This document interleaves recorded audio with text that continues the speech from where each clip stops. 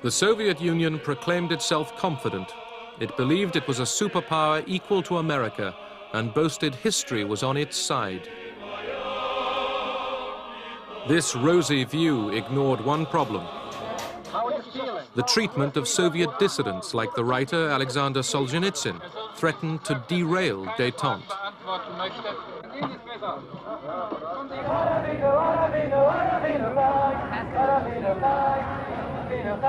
Mr. Kendall.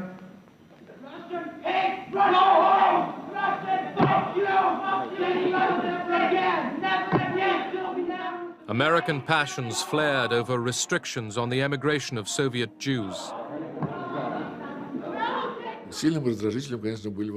The questions of Jewish emigration from the Soviet Union and of human rights were a very strong irritant. These issues were raised regularly by the US Congress and by demonstrations organized by pro-Israeli activists, and sometimes by hooligans. There was at the outset, of course, a genuine backlash in the Congress of the United States against the policy of détente, not in the first instance from where one might expect it, from the right-wing pews of the Republican Party. It came instead from the traditionally right-wing Democrats, the hard-line, sort of Cold Warrior Democrats like Scoop Jackson. When we have something we feel strongly about, and in this case it is civil liberties and freedom and what this nation was founded upon, that we should do something to implement international law, and it is international law now, the right to leave a country freely and return freely, that we should put that issue of principle on the table knowing that the Russians are not going to agree to it.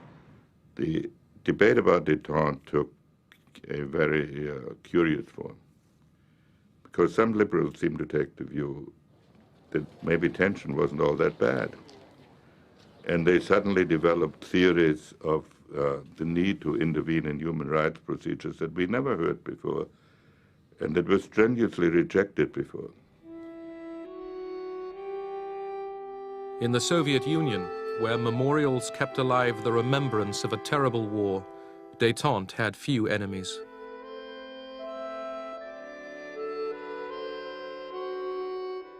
Soviet leaders hoped to guarantee their country's status and security with a treaty to be signed in Helsinki, which would recognize the post-war division of Europe. But this treaty had a stumbling block: human rights. The members of the Politburo read the full text. They had no objections when they read the first and second articles. When they got to the third, humanitarian article, their hair stood on end. Suslov said it was a complete betrayal of communist ideology. Gromyko then came up with the following argument. The main thing about the Helsinki Treaty is the recognition of the borders. That's what we shed our blood for in the Great Patriotic War. All 35 signatory states are now saying these are the borders of Europe.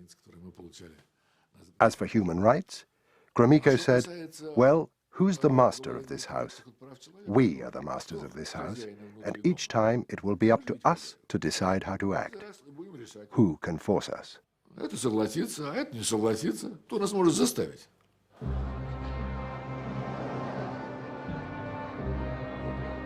After overcoming the doubts of his colleagues, Brezhnev arrived in Helsinki, keen to cut a figure among leaders from East and West.